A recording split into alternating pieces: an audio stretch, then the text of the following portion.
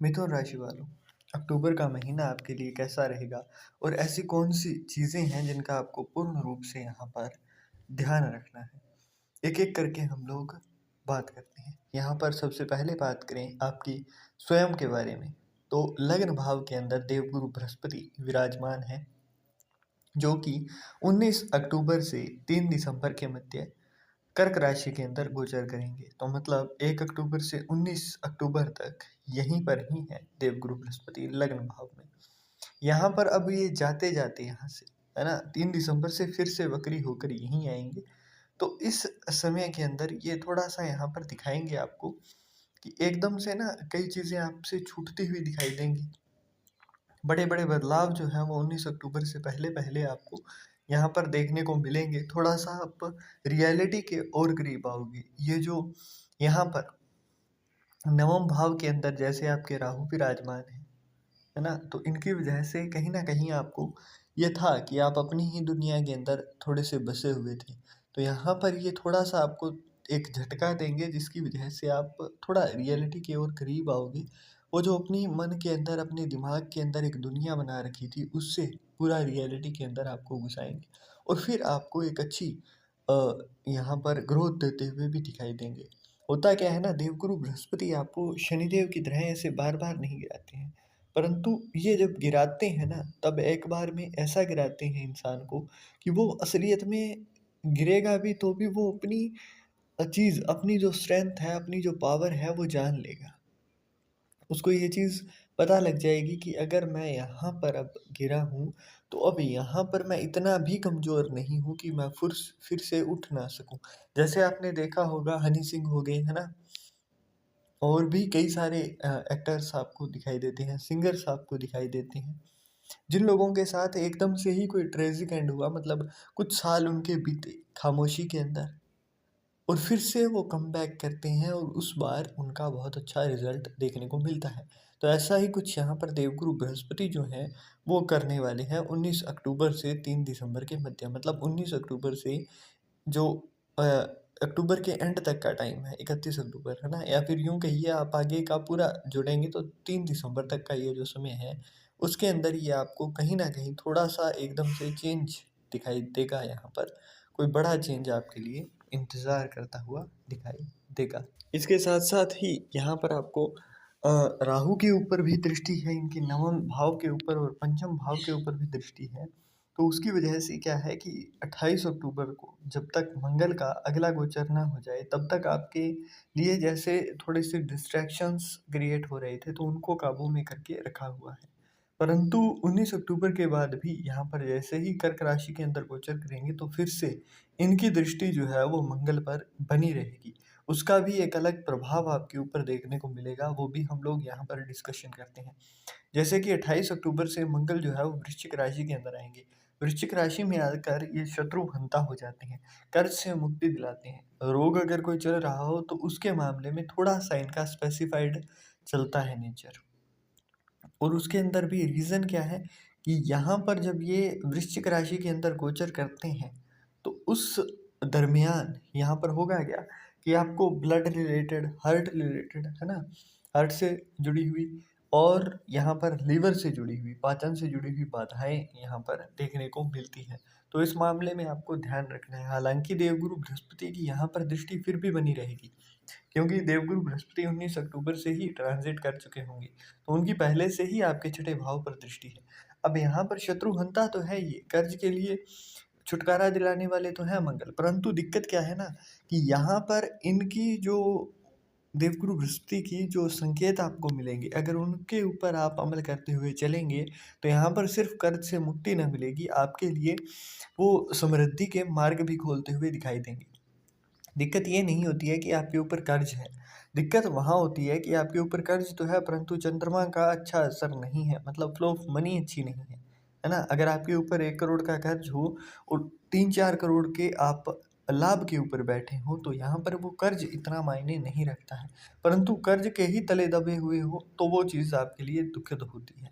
तो यहाँ पर जैसे ही देवगुरु बृहस्पति यहाँ पर द्वितीय भाव के अंदर आ जाएँगे आपके 19 अक्टूबर से, तो उसके बाद से अगर आपका कर्ज चल रहा था तो वो भी आपका कहीं न कहीं कम होता हुआ दिखाई देगा। उसके साथ-साथ क्योंकि धन भाव के अंदर बैठे हैं, हालाँकि देवगुरु बृहस्पति थोड़े ज़्यादा ही यहाँ पर आपको दिखाई देंगे कि जब यहाँ पर आ जाते हैं तो सैटिस्फैक्शन उतना आपको फ़ील नहीं होता है ना? क्योंकि देवगुरु बृहस्पति अध्यात्म के लिए जाने जाते हैं। इनका धन से, मोह माया से उतना लेना-देना नहीं है। यहाँ पर कहीं न कहीं फँसे हुए फ़ील करते हैं। परंतु अगर इसी चीज़ को ही आप एन्जॉय करने लगें, एक्सपेंडिचर्स के ऊपर आप अच्छे तरीके से चलें, मतलब पैसे को बचाने के लिए ना लगें आप।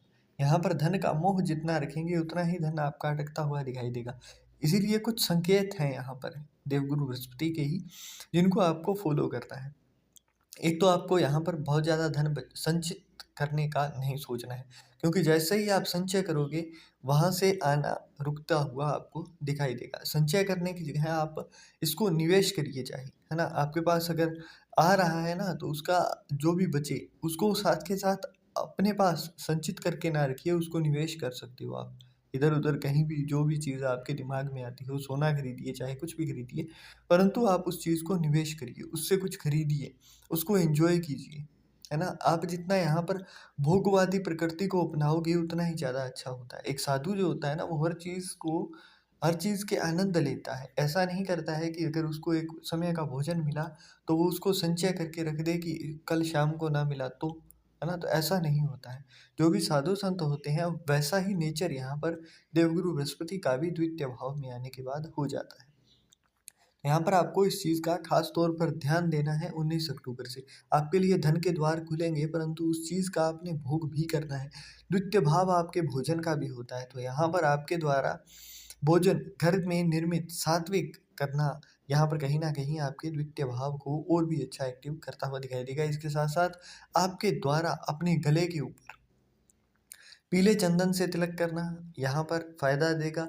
इसके साथ-साथ अगर आप क्योंकि यहाँ पर चंद्रमा और देवगुरु बृहस्पति का मिलन होने से होता क्या है कि यहाँ पर आकर देवगुरु बृहस्पति उच्च का रिज़ल्ट देते हैं।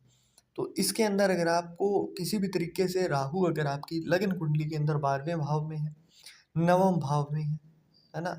फर्स्ट हाउस के अंदर है, 7th हाउस के अंदर है, तो ऐसे में कई बार क्या होता है कि ये नेगेटिव रिज़ल्ट्स देते हैं। राहु पंचम भाव में आकर डिस्ट्रैक्शन पैदा करते हैं। तो इन सभी चीज़ों को रोकने के लिए हमें यहाँ पर देवगुरु बृहस्पति का अगर हम साथ लेते हैं, क्योंकि यहाँ पर देवगुरु बृहस्पति उच्च के होने जा रहे हैं।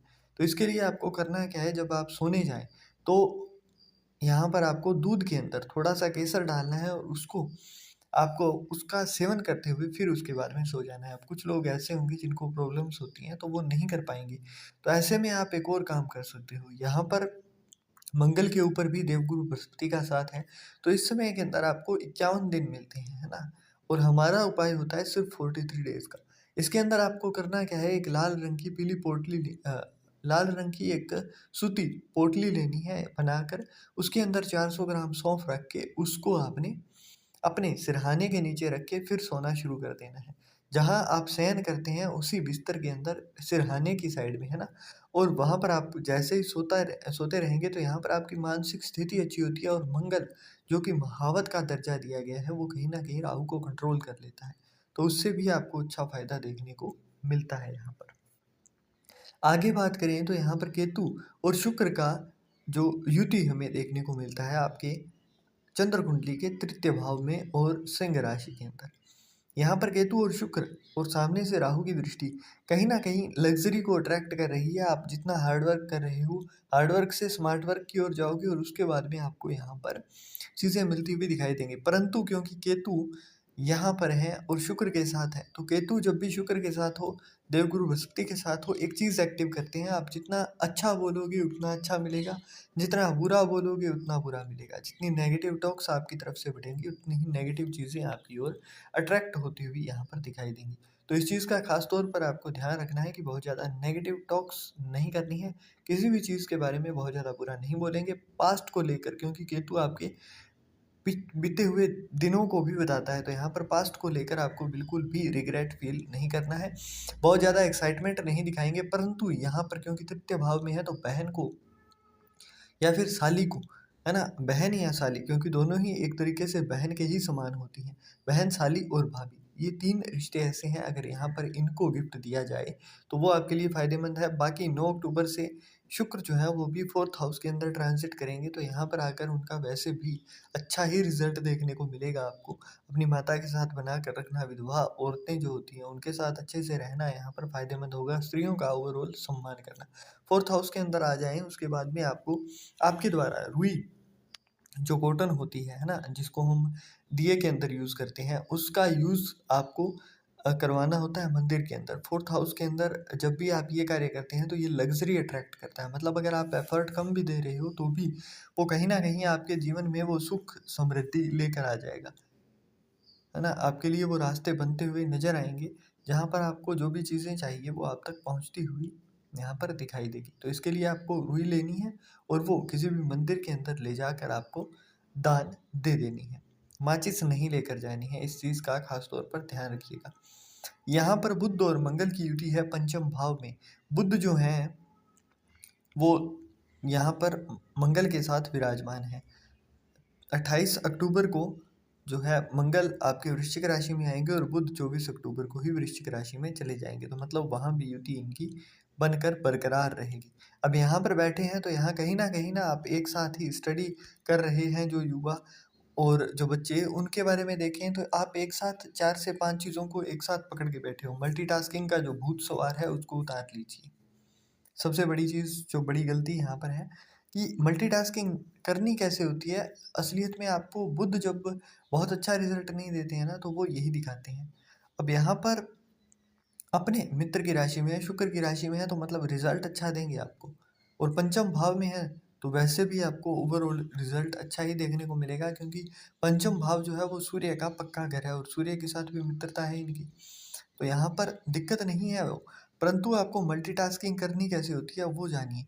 एक चीज़ को एक ही समय पर करना, है ना? वो वहाँ पर करोगे तभी फ़ायदा है। जैसे अगर आपको एक दिन के अंदर 4 काम करने हैं, तो कम से कम आप जब जिस वक़्त जिस काम को कर रहे हो, वहाँ पर उस समय पूरी तरह से अवेलेबल होना ही यहाँ पर मल्टीटास्किंग को अच्छा करता है। और ये सीख जब आप सीख लोगे, तभी आपके लिए अच्छे द्वार खुलते हुए दिखाई देंगे। 24 अक्टूबर से मतलब पूरा महीना यहाँ पर ही है। 24 अक्टूबर को जब बुध यहाँ पर आपके 6th हाउस के अंदर जाएँगे, उससे पहले आपके लिए अचानक धन के योग बनाएँगे, परंतु मल्टीटास्किंग को अगर अच्छा करोगे, अपने दिमाग को एक जगह पर ही एक काम के करते समय लगाओगे, तभी आपके लिए अच्छे योग बनते हुए यहाँ पर दिखाई देंगे। इसके साथ-साथ मल्टीटास्किंग हो गया आपका, स्टडी के मामले में यहाँ पर आपके लिए अच्छे द्वार खोलते हुए दिखाई देंगे, लव रिलेशंस के मामले में आपके लिए यहाँ पर फ़ायदे का सौदा करवाते हुए दिखाई देंगे। मतलब आपके लिए अच्छा है ओवरऑल यहाँ पर बैठकर बुध का नज़रिया।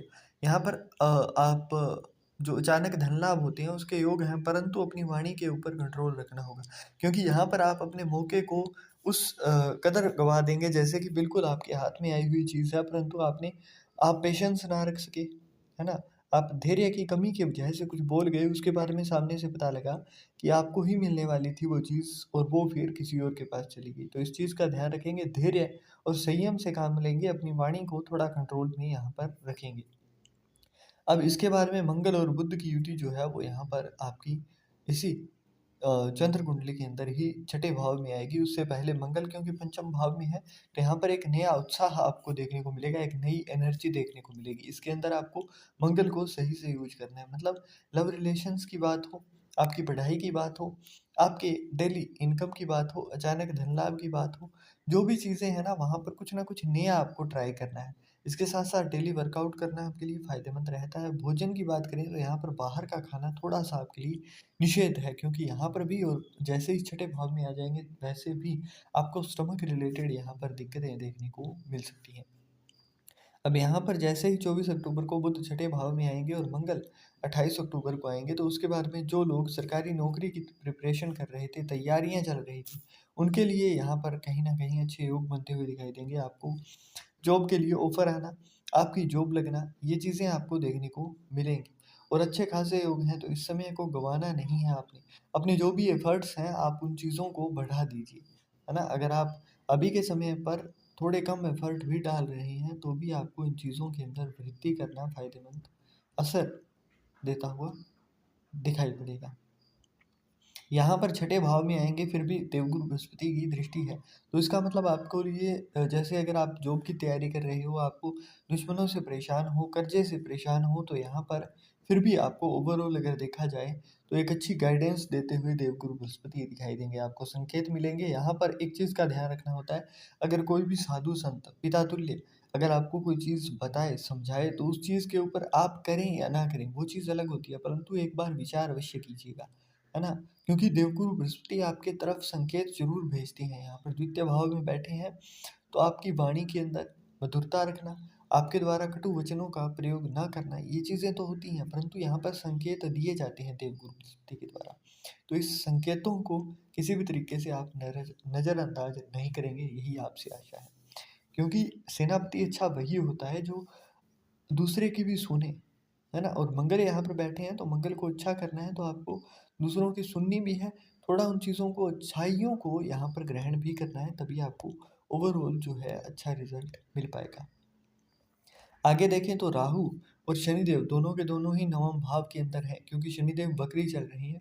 अब यहाँ पर पितृ दोष बन रहा है ना? तो यहाँ पर आपको सबसे जो अच्छा काम होता है वो ये होता है कि आपके द्वारा अमावस्या की तिथि को काले तिल जो होते हैं वो तांबे के लोटे में आप डालोगे, उसके अंदर थोड़ा जल डालोगे, पीपल के वृक्ष में चढ़ाना शुरू कीजिए। डेली कर सके तो और भी अच्छा है। इसके साथ साथ दिक्कत क्या होती है, जब भी राहु और शनिदेव यहाँ पर आते हैं तो भाग्य का साथ नहीं मिलता है ना? जितना ज़्यादा आप भाग्य के लिए सोचोगे, भाग्य का साथ मिलेगा, उतना ही ज़्यादा यहाँ पर नेगेटिवली चीज़ें होती हैं। जितना ज़्यादा एक्साइटमेंट से काम को शुरू करोगे वो काम अटक जाएगा। तो एक्साइटमेंट नहीं दिखानी है, भाग्य के ऊपर बहुत ज़्यादा भरोसा नहीं रखना है। यहाँ पर केवल कर्म करिए और फल की इच्छा मत करिए। वो वाला जब आप अपना लोगे ना नज़रिया, तो यहाँ पर चीज़ें अपने आप ही बेटरमेंट की ओर जाती हुई आपको दिखाई देंगी। अब यहाँ पर कुछ चीज़ें हैं जो ख़ास तौर पर ध्यान रखनी है, क्योंकि नवम भाव के अंदर है राहु।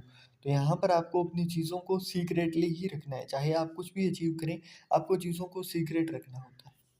और शनिदेव जो कि आपके यहाँ पर 8वें और 9वें भाव के स्वामी हैं और 9वें भाव के अंदर ही विराजमान हो रहे हैं। तो यहाँ पर एक चीज़ ध्यान रखिएगा, आपको अचानक सेटबैक्स देखने को मिलेंगे, अचानक झटके देखने को मिलेंगे इस टाइम के अंदर। परंतु फिर भी आपके लिए बीच बचाव होता रहेगा यहाँ पर, ख़ास तौर पर 19 अक्टूबर तक। परंतु 19 अक्टूबर से 3 दिसंबर का जो समय है वो ऐसा समय होगा जिसके अंदर ये चीज़ आपके लिए कम होगी। आप थोड़ा-सा डिमोटिवेटेड फ़ील करोगे, ये फ़ील करोगे कि मेरे साथ ही ऐसा क्यों हो रहा है? तो उस समय पर खुद को सँभालना यहाँ पर आपके लिए फ़ायदेमंद होगा। इसके साथ-साथ क्योंकि नवम भाव के अंदर आपके राहु विराजमान है और उनके साथ शनिदेव हैं, तो मतलब होपलेस फ़ील करना, है ना? ऑप्टिमिज़्म उतना ज़्यादा ना रहना, मतलब आशावादी उतना ज़्यादा ना रहना, नेगेटिव थॉट्स आना, ये चीज़ें होंगी। तो इसके अंदर आपको किसी भी मंदिर के अंदर जाना, अगर नंगे पैर जा सकें तो नंगे पैर जाइए, वरना वैसे भी जा सकते हैं। मतलब नंगे पैर घर से जाएँगे तभी नंगे पैर जाना है आपको।